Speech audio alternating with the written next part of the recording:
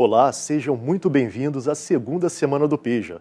Como vocês sabem, este encontro é organizado pela Educação de Jovens e Adultos da Secretaria Municipal de Educação do Rio de Janeiro e tem como objetivo ser um espaço de discussão das boas experiências em EJA da nossa rede de ensino. A semana conta também com a parceria da Multirio, que está fazendo esta transmissão por seu canal do YouTube. Eu sou Daniel de Oliveira, professor de alfabetização do Centro Municipal de Referência de Educação de Jovens e Adultos, o CREJA, e vou apresentar e também mediar a mesa de hoje que vai detalhar experiências de alguns colegas de matemática e ciências. E logo mais à noite, das 6 às 7h30, vamos encerrar a semana com o 6º Seminário Municipal das Escolas Exclusivas de Educação de Jovens e Adultos. Esta transmissão, de agora como todas as outras, vai ficar disponível no canal da Multirio no YouTube. Por isso, se inscreva lá e marque o sininho de notificações para receber as novidades produzidas pela Multirio. Você também pode visitar o portal da Multirio, tem muita coisa boa lá para apoiar o nosso trabalho pedagógico. Bom, agora é hora de eu explicar como será a dinâmica da nossa conversa. Junto comigo, mediando este encontro, eu tenho a professora Aline Paixão, que leciona Ciências no CREJA. Teremos 3 professores convidados e cada um terá 12 minutos para fazer o relato de sua prática pedagógica. Na parte final do encontro, vamos abrir a roda de conversas quando todos iremos responder a algumas perguntas enviadas pelo campo. Então agora eu vou apresentar os nossos professores e professoras participantes da mesa de hoje. Na área de ciências temos a professora Márcia Dias, da Escola Municipal Frederico Trota, e o professor Euclides Fernandes, da Escola Municipal Rodrigo Otávio. Sejam bem-vindos e bem-vindas. E pela matemática, temos o professor César Felipe Coutinho, da Escola Municipal Jaime Costa. Seja também muito bem-vindo, professor. Olá, professores. Então, essa é a nossa mesa da semana do PEJA. Vamos começar com você, professora Márcia. Por favor, a palavra é sua. Muito bem. Olá, professoras, olá, professores. Eu vou mostrar aqui um trabalho que eu fiz este ano. Vou compartilhar aqui a tela com vocês. É um trabalho que eu desenvolvi em 6 atividades. Então, deixa eu estar abrindo aqui. Muito bem. Então, é o seguinte, eu fiz uma atividade, desde que a gente parou as aulas, minha escola mandou, a gente organizou, né, para a gente fazer tarefas para eles fazerem, que eram disponibilizadas no Instagram e no Facebook da escola, na página da Escola Municipal Frederico Trota. Eu estou botando aqui no início o meu Instagram, no Instagram da escola. No meu Instagram, se alguém quiser falar comigo, e no Instagram da escola estão disponibilizadas as atividades. Logo que começou a pandemia, a gente não estava usando ainda o Teams, então as atividades eram enviadas, disponibilizadas por essas redes da escola. A partir do momento que a gente teve a possibilidade das aulas síncronas por Teams, eu comecei a fazer um trabalho criando esses cartazes que vocês estão vendo aí para atrair mais os alunos, porque o público do PEJA é um público, digamos assim, mais diferenciado, então o ser agradável e ser interessante atrai eles. Então, na primeira iniciativa, eu fiz um cartazinho mais geral. Eu divulgava esses cartazinhos também pelo WhatsApp dos alunos, que tinham grupos para passar para os outros, ou seja, para fazer uma multiplicação de informação para conseguir contemplar o maior número de alunos possíveis, né? Então, eu dividi em 6 atividades, 6 atividades. Na atividade 1, foi logo que a gente parou com a pandemia, além de eu passar atividades para eles que tinham conteúdo formal de ciências, eu coloquei uma explicação geral sobre a Covid. Por quê? O público de alunos, eu trabalho com o EJA de 2, né? Bloco 1 e bloco 2, de alunos que têm que trabalhar. A maioria deles não poderia ficar em casa. Então, além do conhecimento, meu objetivo foi tentar instrumentalizar eles para terem uma visão da doença que pudesse ajudar tanto em termos de sanitização, quanto de reconhecer os sintomas para procurar um atendimento. Então, o que eu poderia fazer para ajudar a eles a começarem a tomar ciência quando a gente estava bem no início da pandemia? Então, a primeira atividade foi a explicação geral. Depois eu fui fazendo essas outras atividades, mesclando coisas lúdicas com outras, e a partir da atividade 4 foi que eu comecei a dar as aulas síncronas. Por isso que eu só tenho aqui 4 cartazes, porque no primeiro eu dei no bate-papo com eles, quando eu estava, né, de frente, eu dei uma geral no que eu já tinha visto antes nas atividades somente escritas. Muito bem. Então, eu tive, como eu falei para vocês, na atividade 1, essa explicação sobre a Covid-19, tentando transmitir o máximo possível de informação de como a gente se contaminava, do que a gente sabia até o momento, de como se prevenir e a situação geral, explicar o que era um coronavírus e tal. Na atividade 2, eu usei uma notícia que eu achei interessante, eu vi em alguns lugares, que é um anel que é tipo um relógio polar, que ele percebe a alteração de temperatura, monitora o sono, frequência cardíaca. Então, seria uma maneira dos profissionais de saúde, usando esse anel, conhecerem os sintomas, se eles percebessem antes, se prevenir para se isolar. Então, qual era a ideia também? Mostrar de uma forma lúdica uma outra maneira de mostrar a eles os sintomas e tal, como para eles irem se apropriando. E nas conversas que eu tinha no Teams, nas aulas síncronas, eu pude perceber que eles, além da mídia toda estar falando, né, que eles estavam absorvendo aquilo que eu estava conversando. Quando chegou na 3, eu usei uma cartilha da USP, que qualquer professor no EJA, até com os pais a gente pode usar, foi disponibilizada na USP, é uma cartilha para a turma da Mônica, que fala não só dos alimentos, como fala da questão de como higienizar as embalagens, a geladeira, tudo, como você armazena, todos esses cuidados, de como em casa se proteger com as compras dos alimentos que você traz da rua, né? E havia um esclarecimento bem claro, né, bem objetivo, de que ainda não se tem nenhuma veiculação de causar da doença ser passada, contaminada pelos alimentos, mas a higienização é importante na manipulação. Na atividade 4, que é uma coisa que eu me identifico bastante, eu usei um filminho, eu sempre tive a preocupação de usar filminhos de 1, 2 minutos, coisas que não os cansassem muito quando eu fizesse a atividade síncrona, que é sobre os 4 pilares da imunidade, ou seja, como você se manter saudável frente a quem estava trabalhando, a quem estava no isolamento. A maioria deles, eu volto a dizer, não podia ficar no isolamento, porque eles tinham que trabalhar. Então, fazer exercícios físicos, reduzir o estresse, dormir bem e alimentação balanceada. Dentro da condição de vida deles, eu solicitei que cada um colocasse nos trabalhos, quando a gente teve atividade síncrona, como eles poderiam levar isso para a vida deles. Então, sempre tentando adequar a realidade que a gente está vivendo. E a partir dessa atividade 4, eu tinha alguns alunos que me procuravam que não conseguiam entrar no Teams. E como eu tenho o Instagram e tudo, aí um manda recado por outro.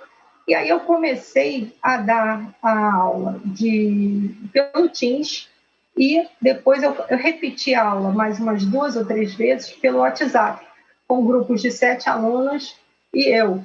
E eles também passavam as informações, os filminhos, eu sempre faço isso em aula também, para os outros, porque a minha ideia foi dar um apoio de disseminar todas as informações que eu pudesse, isso com o apoio da gestão da escola, para ajudar eles nesse momento de pandemia, certo?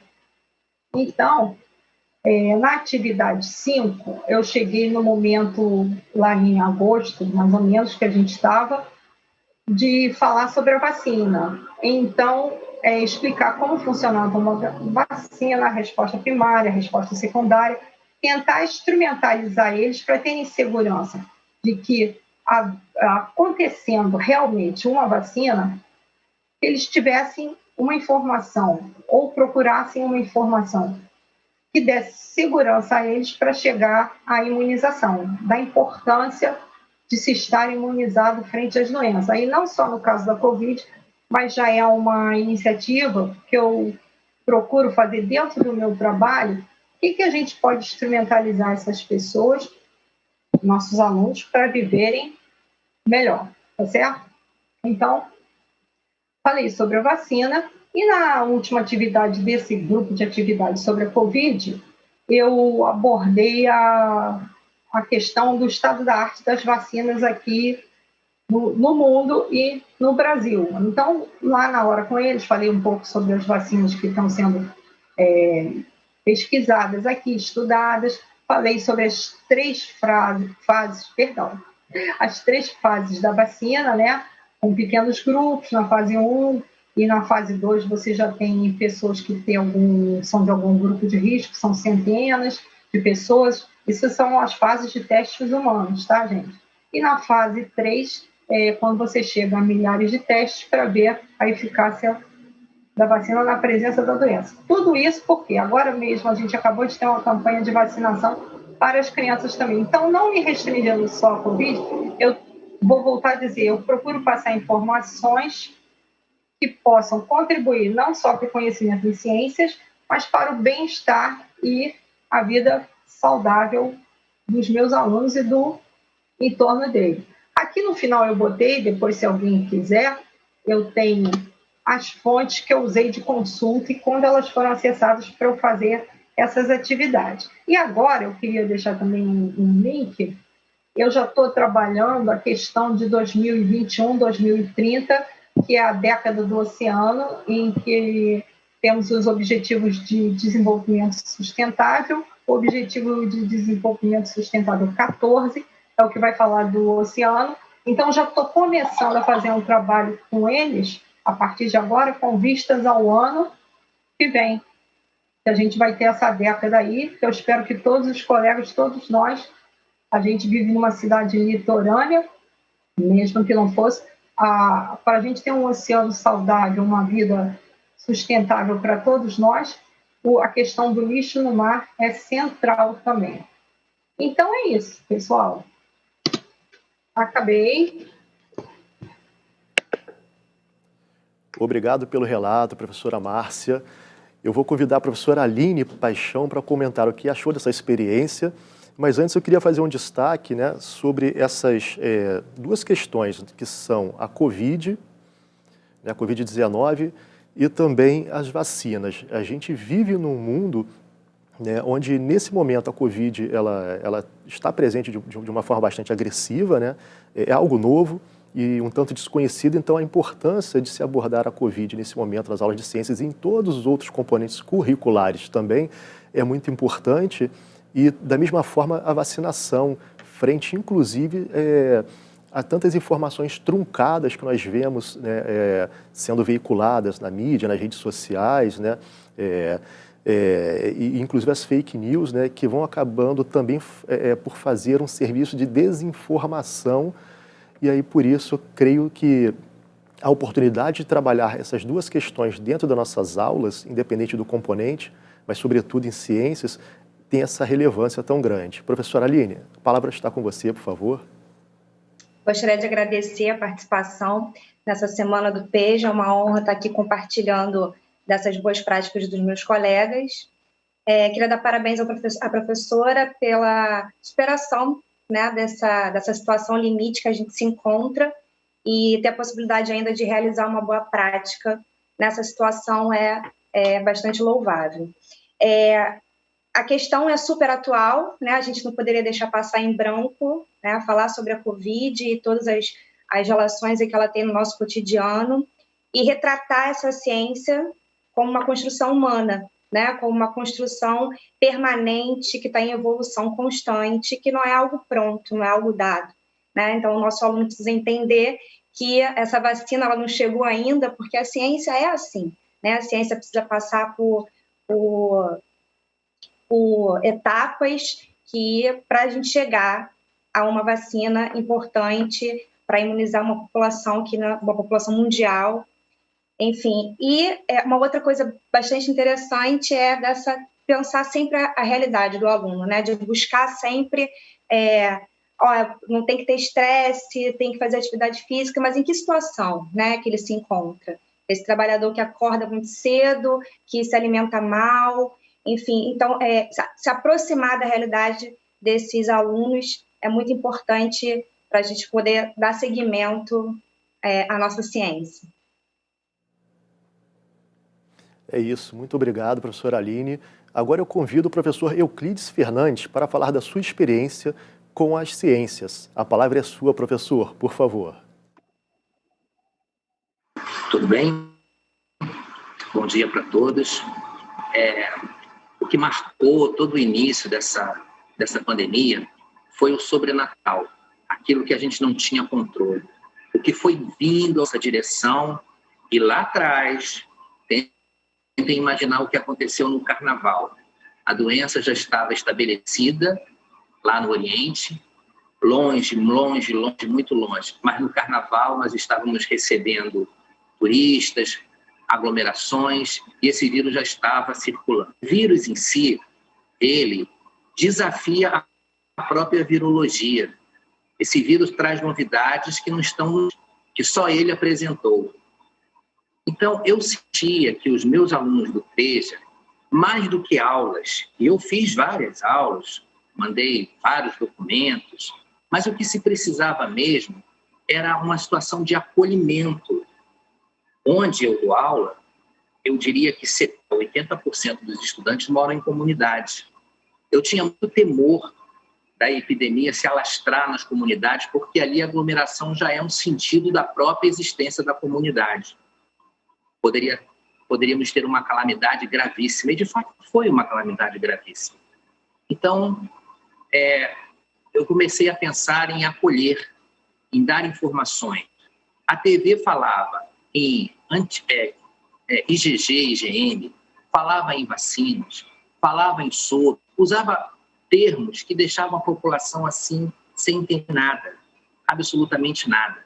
E aquelas coisas que eram precisas serem entendidas não eram tão difíceis, é só uma questão de calma, de tranquilidade para ir explicando. Sequer as pessoas sabem a diferença entre vírus, bactéria, protozoário, fungos, como se tudo isso fosse uma mesma coisa.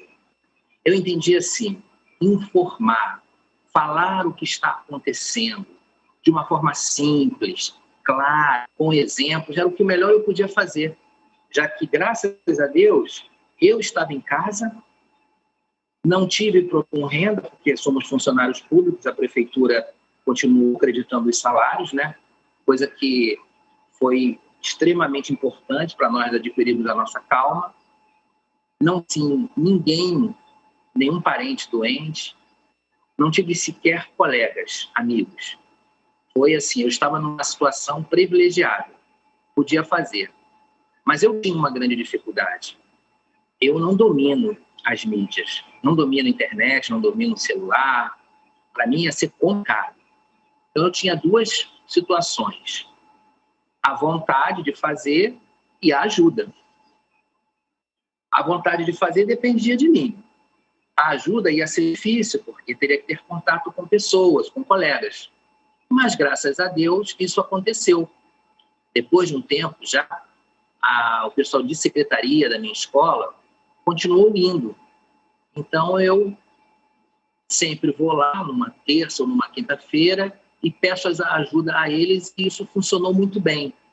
A gente usando máscara, né?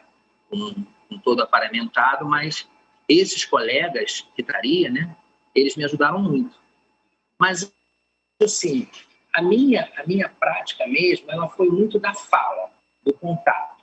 Teve momentos que eu nem dei aula, que eu li textos, eu declamei poemas, eu tentei, assim, de uma certa forma, acalmar as pessoas. Houveram as aulas, né? Eu busquei, assim, exemplos simples. Exemplo, aqui eu tenho 3 objetos de escrita, né? Eu tenho uma caneta azul, eu tenho um lápis e eu tenho uma canetinha. Todos eles são objetos de escrita. mas eles não são iguais, né? Eles não têm finalidades idênticas. A mesma coisa acontece com esse grupo de micróbios, né? Vírus é um tipo de micróbio, bactéria é um outro tipo, um protozoário já é um outro tipo, e um fungo pode ser microscópico. Esses fungos microscópicos também podem causar doenças, podem ser micróbios. Então, comecei a mostrar a eles que nós estamos falando de só um deles, que seria o vírus. O vírus, o menor de todos os micróbios. Aqui eu estou no laboratório. Nós, num laboratório comum, não conseguimos ver um vírus. Um vírus só pode ser visto no microscópio eletrônico, um microscópio que só existe em universidade. Aqui é uma universidade, o UFRJ, mas nesse laboratório não tem um microscópio eletrônico. Eu posso até me utilizar desse microscópio para ver uma bactéria, mas um vírus não. É um micróbio tão pequeno, que precisa de um microscópio eletrônico. Simples, ele é tão simples que ele só tem assim, imagina um vidrinho que você colocou um pedacinho de bombril lá dentro. O vidro seria a parede do vírus, a sua capa proteica. E o bombril, o material hereditário. Ele só tem isso, ele não tem mais nada. Por ser tão pequeno, por ser tão simples, ele só pode se reproduzir dentro de uma célula. Ele invade um organismo buscando uma célula, para ali ele se estabelecer, fazer uma conexão com o DNA da célula e aí sim produzir novos vírus. O grande perigo da virose é essa, porque uma vez instalada, aqueles vírus têm uma sede enorme de reprodução. Ele vai reproduzindo de cada célula um pool enorme de vírus para infectar uma nova célula. Então, nós estávamos diante de uma patologia que tinha essa característica. E nós tínhamos que tomar muito cuidado, porque não possuímos todas as informações sobre a mesma. Olha só, 2 paradigmas da virologia. O vírus tem afinidade por um tipo de célula. Então, se eu tenho uma cachumba, eu estou com as minhas glândulas aqui, as parótidas, infectada pelo vírus da cachumba que se localizou nessas células. O vírus da AIDS, o HIV, ele tem afinidade só por uma célula. Ele tem afinidade por uma célula chamada linfócito T helper, só mandante da resposta imunológica. Ele controla o todo. Se o vírus tem atração exatamente pelo comandante, quando ele começa a destruir esse grupo de células, ele coloca todo o sistema imunológico em pânico. E para isso, a virologia teve sempre esse paradigma, que os vírus atacam um grupo de células. O vírus do Covid fez diferente. Vocês ouviram relatos de problemas nos rins, problemas no fígado, problemas no sangue, sim. Teve até uma médica que constatou que uma senhora com Covid ficou com o dedo roxo, o dedo do pé, se não me engano, e ela tratou ela com anticoagulante e as coisas se encaminharam para o benefício. Esse é só um dos paradigmas que ele possui. Nós não entendemos muito bem por que esse vírus não fez grandes causas em crianças. Não sabemos direito por que isso, né? Não sabemos entender por que idosos com mais de 90 anos conseguiram sair da virose e outras pessoas, em poucos dias, entravam no CTI, iam para o respirador e acabavam falecendo. Esse é o grande enigma. Partimos, então, para explicar o que é vacina, com exemplos simples. Exemplos simples. Nos lembramos lá de Oswaldo Cruz, figura importantíssima aqui para nós no Rio de Janeiro. Ou seja, eu não sei se vocês perceberam que se hoje nós tivéssemos uma vacina, uma experimentação de uma vacina, íamos ter que ter pessoas que se dispusessem a tomar a vacina até para correr o risco. Imaginem, gente, nós pegarmos um agente causador da doença, um agente causador da doença, vamos supor que fosse um vírus. E esta parte aqui é a parte do micróbio que causa a doença. Não é todo ele que causa a doença. Eu posso fazer isso.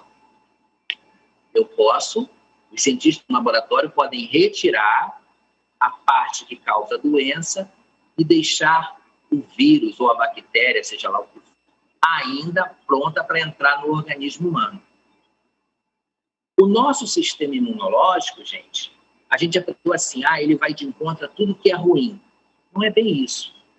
Ele vai de encontro a tudo o que é estranho. Essa é a fala do sistema imune. Esta é a sua inteligência. Se eu coloco esse micróbio aqui dentro do meu organismo com a parte que causa a doença, eu injeto ele no organismo, o meu organismo vai ter anticorpos contra o todo, tá? Mas, brilhantemente, lá no passado eles pensaram, se eu extrair a parte patológica do germe e colocar o micróbio dentro do organismo, será que ele vai produzir os anticorpos? Ele vai produzir. Ele não quer saber se é bom ou entender que é estranho. Aí ele vai produzir anticorpos. E precisava explicar à população o que são anticorpos. A televisão não entendeu isso. Anticorpos são proteínas que o nosso organismo produz mediante estar um agente estranho nele. Olha que bacana, que coisa sensacional. Dá para entender que Deus existe. Existe uma inteligência universal. O meu organismo, se ele tiver contato com um agente estranho, ele produz células para neutralizar ou destruir aquele agente estranho. Isso são os anticorpos. Os anticorpos são divididos em IgG, IgA, IgM, IgD e IgE. A IgG e a IgM são os que mais vão direto para essas infecções de vírus, bactérias, protozoários. Tá? A IgA também, só que ela é muito presente em secreções, na lágrima, na saliva, nos líquidos intestinais. IgD não se sabe até hoje direito o funcionamento dela. Tá? Sabemos que existe.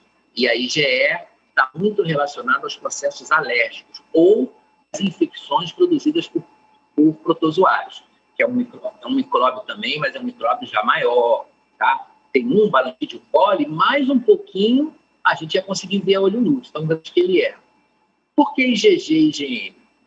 Quando nós temos uma infecção, a IgM é um anticorpo grandão, ela tem 5 níveis de conexão com o antígeno. Então, logo nós produzimos a IgM, a gente manda logo um tanque para a guerra. Usei até esse termo numa aula lá, um tanque. A IgM, então, é o primeiro anticorpo a ser produzido. Logo passada a infecção, ou mesmo ainda durante ela, nós conseguimos produzir a IgD. Desculpa, eu errei. A IgG, que é um anticorpo que tem uma forma de um Y, tá? Só tem 2 níveis de ligação com o antígeno. Muito bem. Aí, ele mantém aquela guerra que já foi vencida, ele continua ainda destruindo agentes estranhos. Então, quando nós temos uma infecção inicial, a gente vê lá um pico de IgM. Quando a gente vê a IgM alta, é porque aquela doença é recente, ela está acontecendo. Eu medi os níveis de anticorpos de uma pessoa para o Covid. Eu vejo uma grande faixa de IgM, aquela doença é atual. Aquela doença está em atividade. Mas se eu vejo só IgG, o organismo, então, só está já produziu os anticorpos, está quietinho na sua vigilância, a pessoa talvez já não esteja mais com a doença em atividade.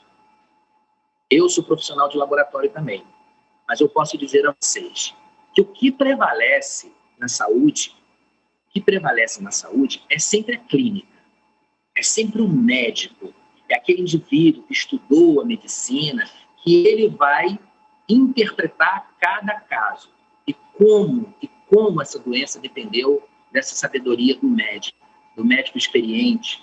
Experiência essa que não tem nem isso a ver com o fato de ser idoso, porque tem muito médico novinho que é bem experiente, tá? Não tenhamos esse preconceito contra médicos novos.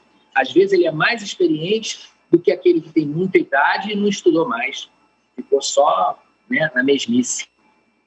Então, eu tentei buscar para os meus alunos explicar coisas assim que dessem a eles uma certa tranquilidade. E a gente falava muito, mas muito mesmo, massacradamente, sobre as medidas de prevenção da virose. Certo? por se evitar a aglomeração, por se evitar a não utilização da máscara, como é fundamental. Nós teríamos, em algum momento, ir a um banco, ir num supermercado, nós teríamos que fazer isso, mas nós deveríamos ir sempre com a máscara, nós deveríamos sempre...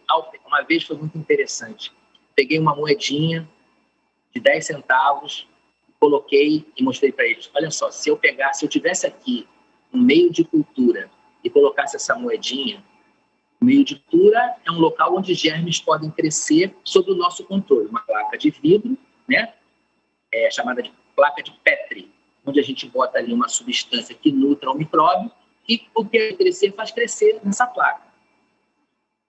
Se eu colocasse uma moedinha de 10 centavos aqui, amanhã nós íamos ver essa placa totalmente contaminada. Dinheiro é um elemento que circula demais, a função do dinheiro é circular. Então, o dinheiro carrega consigo muito micróbio. Como era importante, né, os profissionais da saúde falando sobre lavar as mãos. Lavar as mãos, às vezes, é até mais importante do que o álcool gel. Não é que o álcool gel não seja importante, não. Ele é. Mas lavar muito bem as mãos, esfregar e passar o sabão entre os dedos, e escovinha, isso é extremamente saudável. Não só para a patologia do Covid, mas para todas as outras. Porque nós já tivemos, né? 2005, vocês lembram? A cólera que voltou, doença bíblica, e as escolas públicas ficaram sem saber o que fazer, colocando álcool gel na saída dos banheiros, que às vezes lá dentro, é preciso que se diga, não tem sabão para o estudante, né? Tinha o álcool, mas não tinha o sabão. O sabão ele é muito importante, muito delicado, todo esse movimento de falar com as pessoas, esclarecer, explicar coisas que elas ficavam apavoradas. As pessoas ficaram apavoradas. Mas só que dessa vez nós tínhamos motivos para ficar apavorados. Nós tínhamos bastante motivos. Nós estávamos diante de um fenômeno que nós não temos controle. Nós não temos, assim, ao certo, exatamente o que fazer. Nós tínhamos indicações, movimentações. Ontem eu vi na TV um índice baixo de morte, de 200 e poucas pessoas que morreram nas últimas 24 horas. Para quem esteve em 1.300 pessoas, é sinal que a doença está freando. Ela está freando. Ela está freando porque as próprias pessoas estão adquirindo imunidade contra esse germe. Então, no meu contexto, não tenho nem muito o que falar.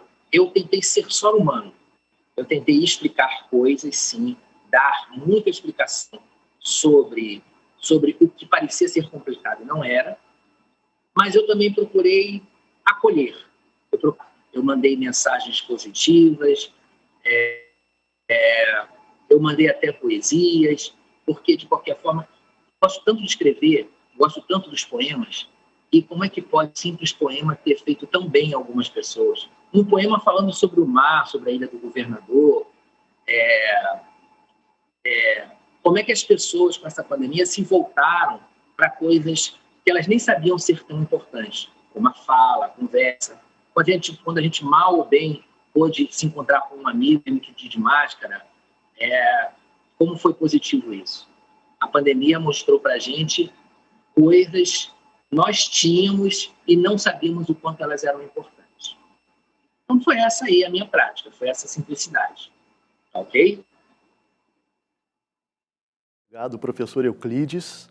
Quando o senhor fala do texto lido, né, da conversa, de tudo isso, é bastante importante perceber como tudo isso compõe a aula, não é? Tanto, né, que isso também se constitui como o nosso currículo.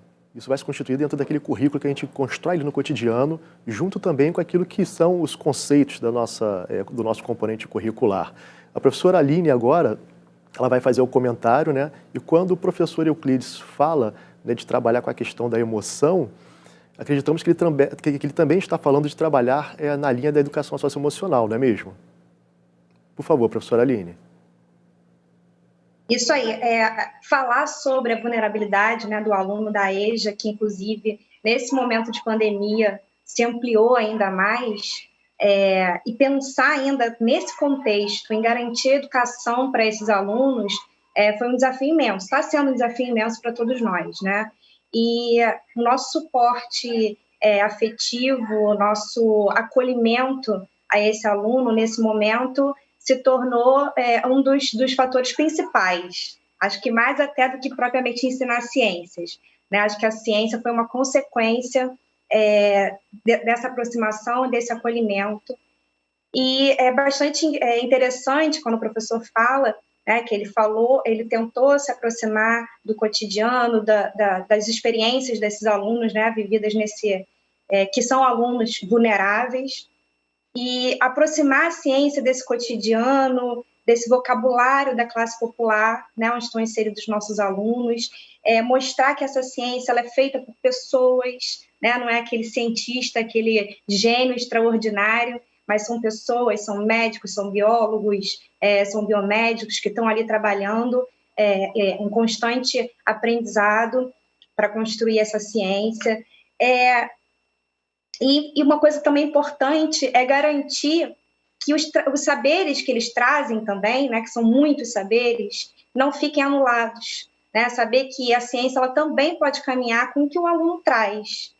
A gente pode contextualizar toda essa vivência, toda essa experiência que o aluno traz no seu cotidiano com a ciência, com o que a gente tem da ciência dura, né? Da ciência que a gente academicista, no caso.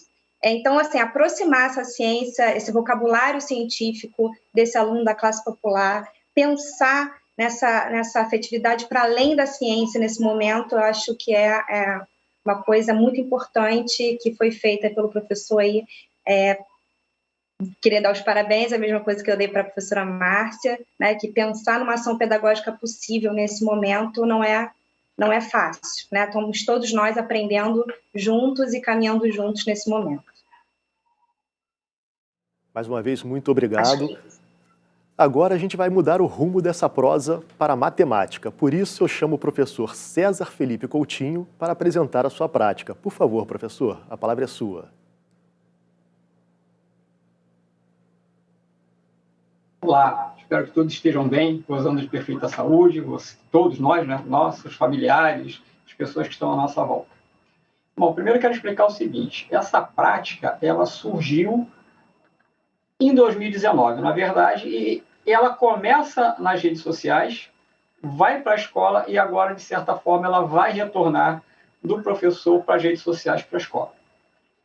Essa prática começou um pouco com a minha mulher, porque eu não tenho Facebook, eu não tenho Instagram, e ela mexia comigo de vez em quando, que ela mostrava lá no celular dela, no smartphone, alguns joguinhos, algumas perguntas, você sabe resolver isso, sabe resolver aquilo.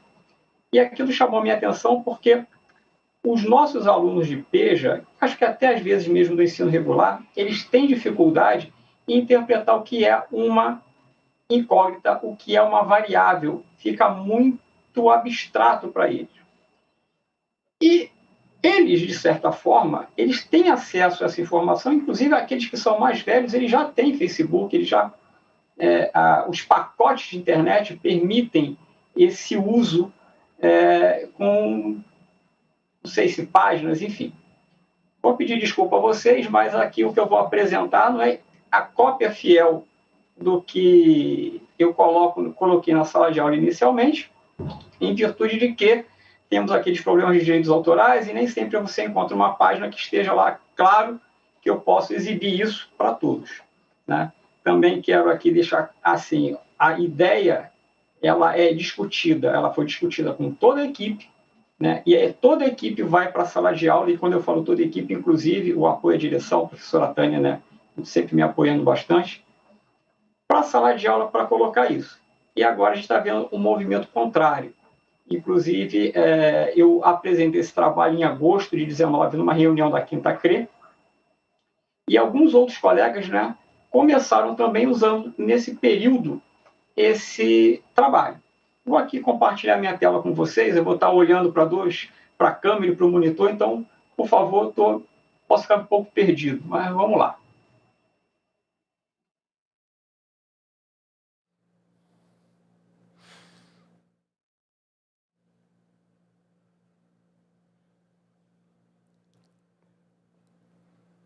Bom, espero que todos estejam compartilhando a mesma imagem que eu. Né? Vamos lá. Então, aqui, né, a atividade dentro da sala de aula ela é feita em grupos. Tá? E, geralmente, a gente tem o cuidado na nossa escola de todos os professores participarem de todos os projetos e, se possível, juntos. Porque a gente tem o retorno do aluno e tem o retorno do colega. Tá?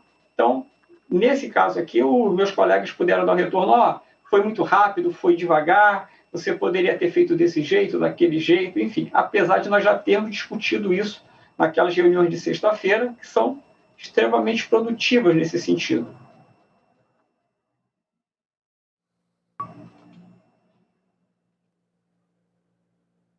Então, a ideia básica é mostrar que o aluno pode observar esse tipo, né, de problema exatamente como uma equação.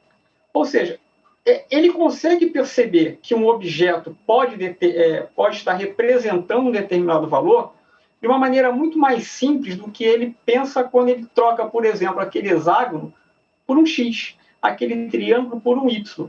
Então, dessa forma, o aluno eles conseguiram melhorar o entendimento entre aquela parte mais abstrata da matemática com esses tipos de jogos que aparecem, né, desafios, na verdade, que aparecem o tempo todo na internet. E com detalhe, né, geralmente, às vezes, a gente ainda coloca assim, olha, ninguém resolve isso. Então, aquele fato de colocar ninguém resolve isso e eles conseguem resolver, ainda faz com que a autoestima deles vá ao céu.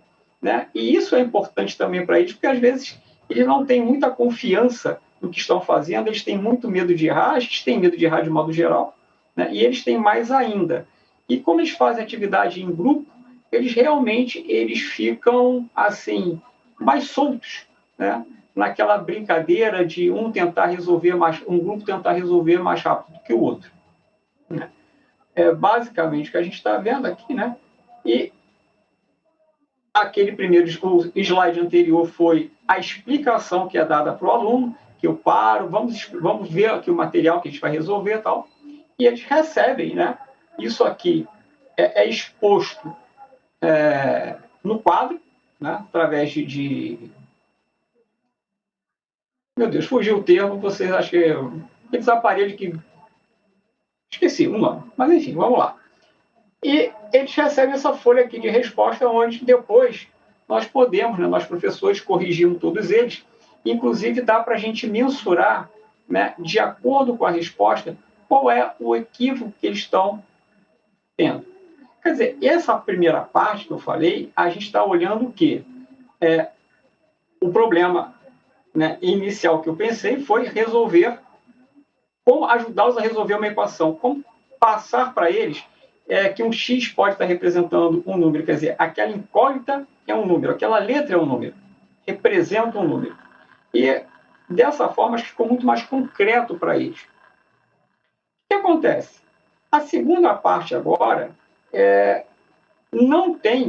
perde um pouco daquele caráter. Por quê? Porque inicialmente na sala de aula, isso é trabalhado, após esse trabalho a gente vai discutir isso em outro momento, onde eu vou fazer o link entre todos esses objetos que eles olharam e as incógnitas, né? Vou trocar de uma linguagem para outra, mas vai estar muito mais próximo deles. Agora fica de uma coisa muito mais lúdica, né? Aquele fato de você poder transmitir um desafio de uma maneira rápida e tentar manter um contato com o aluno, visto que, pelo menos na minha realidade, está sendo bem complicado manter esse contato com o aluno. Infelizmente, é um momento muito difícil. Inclusive, quero, o professor Euclides que falou, né, nossos alunos não lavam as mãos. Né? Eles não foram ensinados a lavar as mãos, um simples ato que deveria estar no nosso cotidiano, e eles têm essa dificuldade. Né? Eles não tiveram acesso a esses cuidados primários que nós deveríamos ter e que, de certa forma, nos mantém imunes, não só a Covid, mas como outras doenças, né, que rolam por aqui, que a gente tem esse hábito, né, e que a atitude do professor Euclides engrandece isso, mostra esse fato. Ó, vamos lavar as mãos por hoje, né, e pelo amanhã. Né, porque se amanhã tivermos uma vacina de Covid, vamos deixar de lavar as mãos? Não, temos que lavar as mãos sempre. Atitudes simples para mantermos a saúde. Gente, o relato é rápido, né, talvez muito menos importante do que dos colegas, né, porque eles estão trabalhando com temas mais atuais do que isso. Ok? Vou encerrar aqui a minha apresentação da minha tela. Muito obrigado, professor César. E nós cremos que todos esses relatos são super importantes, né? Todos os componentes curriculares, com as suas experiências, né? Não existe experiência mais ou menos, mas todas elas têm algo a contribuir, né, para os campos de conhecimento e para que os nossos estudantes, né, desenvolvam as suas habilidades. E é bastante interessante quando o senhor vai fazendo outros tipos de associações, né, para que os estudantes tenham outros estímulos para conseguir, então, compreender um pouco melhor essas equações, enfim, essas expressões. Professora Aline, gostaria de fazer mais um comentário? Eu acho interessante porque o conhecimento ele não está desconectado de outro, o conhecimento matemático ele não está desconectado de um outro conhecimento, né? Os conhecimentos precisam estar compartilhados e na atividade do professor a gente consegue perceber essa preocupação de ver que a matemática não está ali isolada, sozinha, né? Que os conhecimentos eles caminham juntos, eles não estão desconectados. E uma coisa que o professor falou também no início da fala, da importância do trabalho com os outros colegas, né? Com os outros professores. Né? O trabalho interdisciplinar, a troca de experiências com os outros professores, que engrandece ainda mais o nosso trabalho, né? Possibilita que, de fato, esses conhecimentos eles sejam utilizados com os nossos alunos e sendo partilhados naquele momento.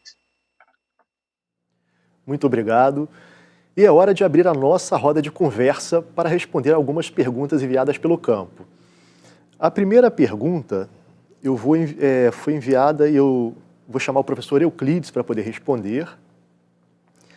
É a seguinte: em tempo de pandemia, tornou-se ainda mais significativo o trabalho realizado pelos professores envolvendo a afetividade.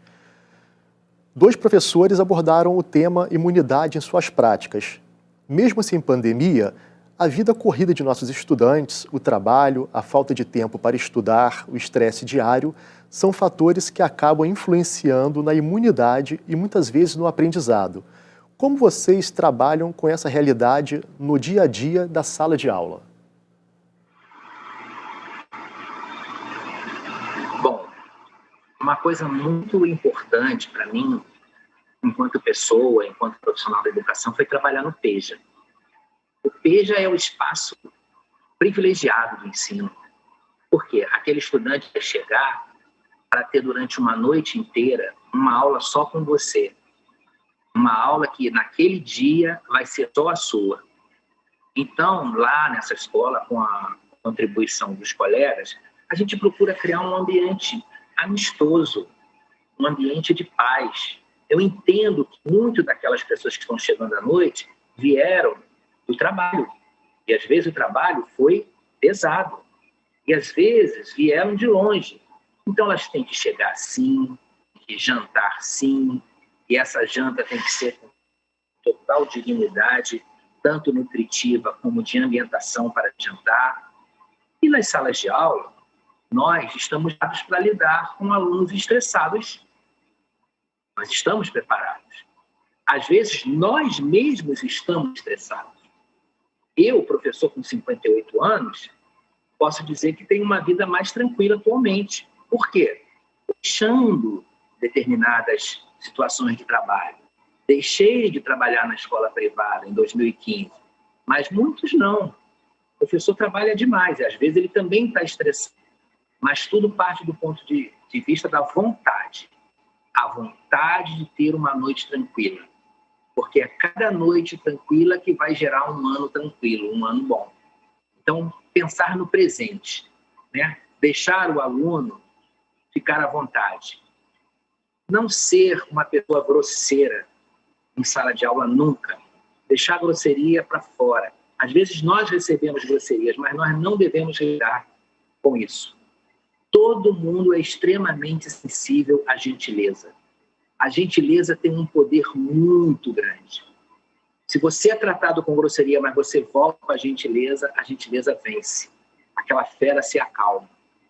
Então, no PEJA, assim como com as do regular, mas no PEJA, que eu já estou há bastante tempo, a experiência humana, a experiência de entender que aquela noite ali de aula é uma noite única, que você tem que ter calma com o aluno, que você tem que incentivá-lo, que você tem que que você tem que confirmar a importância do trabalho, não só do trabalho por receber um salário, mas da transformação humana, da dignidade humana, vai dando a ele a estrutura para que ele possa passar uma noite bem. Cada noite bem passada vai representar um ano bem passado. É uma questão de vontade. Ok? Ok, professor. Muito obrigado pela resposta maravilhosa. E eu vou chamar a professora Márcia para responder a nossa segunda questão de hoje. Os documentos oficiais têm ressaltado a importância de que o ensino de ciências contribua para que o jovem e o adulto compreendam a relevância social do conhecimento científico e a importância da articulação desse saber com os demais. Quais estratégias podemos utilizar para que isso ocorra? Bom, a gente, em termos de documentos especiais, oficiais, a gente teve a BNCC que não contempla o EJA, né? Então, a gente não tem um documento oficial específico ainda, nesse momento, no atual momento, diferenciado dessa nova onda de documentos como a gente está tendo a BNCC do ensino fundamental, do ensino médio, né? Então, eu acredito que a articulação passa, como o professor César falou, quando a gente tem essas reuniões de sexta-feira, a minha experiência, a minha vivência, a minha escola, seja a sala de leitura, seja o professor de português, de matemática, é uma coisa multi ou transdisciplinar. Todos, por exemplo, no caso agora no momento da Covid, como o professor César ressaltou, que o professor Euclides falou, de lavar as mãos, são comportamentos que eu abordei de outra maneira, comportamentos que vão validar a importância do conhecimento científico, a higiene, a asepsia.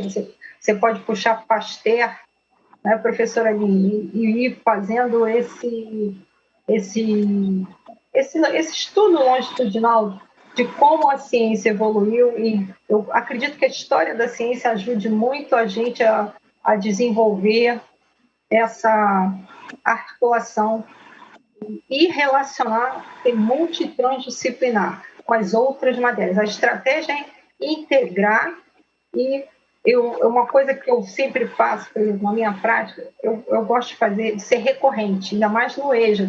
Ou como o professor Euclides falou, o aluno chega de noite, às vezes está cansado, está triste, foi maltratado no ônibus, não sei o quê, você oferece um café. Eu nem como café de noite, mas eles fazem aquele café e tal, a gente bate aquele papo. Então, é uma parada para render mais depois. Então, a questão de articular os conteúdos passa pelo prazer dele estar na sala de aula também. Então, eu acho e o teu prazer de trabalhar também, que como o professor falou, tem dias que a gente não está bem. Então, eu acho que são vários, é multifatorial. Você tem a questão, realmente está nos faltando um documento norteador novo do PEJA, né, do EJA. Você tem a questão multidisciplinar, que às vezes é difícil você integrar todos os colegas. Eu costumo dizer, eu trabalho com um grupo, vou falar aqui que eu chamo eles, que eu gosto muito de futebol, embora eu seja mulher, os galácticos, porque na minha escola, por causa do Real Madrid, né, todo mundo se integra. Então, se a gente vai fazer um trabalho, cada um com mais ou menos contribuição, por exemplo, essas aulas todas que eu dei, eu botei todos os meus colegas de matemática, de língua portuguesa, de história e geografia, que não tinham domínio da tecnologia, mas eles estavam junto comigo na aula. Aí, às vezes, tinha um item histórico, um item que alguém podia ressaltar. Aí, eles levavam isso para a atividade que eles passavam para os alunos nas redes, a atividade que a gente passou escrita. Então, acho que articular e integrar vai fazer a diferença, e sempre, no caso, valorizando que o saber científico é importante na construção da nossa sociedade. Nós estamos vivendo tempos, digamos assim, diferentes, mas o que é certo e o que é errado. E no mundo que a gente vive, isso ainda não mudou, mas talvez falte isso para essas pessoas. Então, cabe a nós, de uma maneira, digamos assim, lúdica, suave, né? Levar, como eu fiz com o ANEEL, que eu reforcei a informação nas minhas atividades, levar esse conteúdo e o valor da ciência, como eu fiz depois com a vacina. Eu também botei filminho de animação com os soldadinhos lá e tal, porque você faz analogias com coisas que eles conhecem. Mas como eu sou uma pessoa assim, eu sou informal, mas sou formal, eu sempre acabo voltando, porque eu acho importante, não é porque o cara não tem acesso no início da sua vida que ele não vai ter depois. O cara tem que conhecer a nomenclatura científica, tem que conhecer os grandes cientistas. Então, vou voltar a dizer, eu acho que a história da ciência é um documento, ainda mais nesse momento, para a gente validar o que está acontecendo e o que vai acontecer, porque a história está acontecendo agora, né? São atos que estão se transformando em fatos. Acho que é mais ou menos isso. Espero ter respondido. É isso, muito bom. Nós somos seres históricos, né? Estamos constantemente produzindo história, fazendo história, e isso é muito importante. Agora eu vou chamar o professor César para mais uma questão, é a nossa terceira questão e última de hoje. As ideias que norteiam o ensino de matemática atualmente no Brasil, na EJA, surgiram de amplas discussões e trabalhos de pesquisa em educação matemática, repensando práticas pedagógicas. Qual era a maior dificuldade que os educandos apresentam no processo de ensino-aprendizagem desse componente curricular?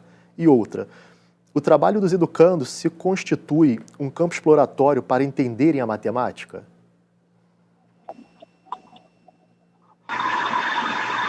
Bom, vamos lá. O que acontece é que a educação de jovens e adultos, nós recebemos alunos de 40 anos, de 30 e às vezes um aluno de 16 anos. Então nós temos um grupo muito heterogêneo, né? Você pega um aluno que veio do norte do estado, outro aluno que é da capital, e estão todos numa mesma sala. Então, na verdade, quando eu penso na educação de jovens e adultos, por incrível que pareça, eu acho que um documento não contemplaria as diferenças que nós temos. Porque nós temos, né, na fase 2, no bloco, nós temos 2 blocos, né, PJ1, perdão, PJ2. No PJ2, o bloco 1 e o bloco 2. Muitas vezes o aluno do bloco 1 tem um conhecimento mais robusto de matemática do que o aluno do bloco 2. Então, fazer essa integração, né, do conhecimento matemático, teórico, com a vida prática, que eu acho que é o grande objetivo da nossa disciplina, ou pelo menos o meu objetivo, é perceber quais são as reais necessidades de cada grupo que eu estou atendendo naquele momento. Então, a aula de 2018 não é a mesma de 2019, porque os grupos vão ser diferentes, né? Tentar, muitas vezes, buscar exemplos, né, da vida deles, de trabalho, da rotina de trabalho deles, porque muitas vezes eles não conseguem resolver coisas simples. Então, fazer a ligação o que é a parte prática do conhecimento que pode ser colocado na parte prática da vida, eu acho que é o maior desafio do professor de matemática. Eu acho que nenhum documento, por termos grupos tão heterogêneos, vai contemplar.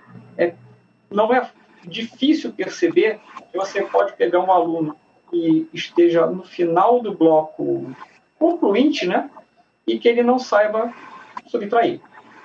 Então, assim, é muito complicado essa nossa situação, né?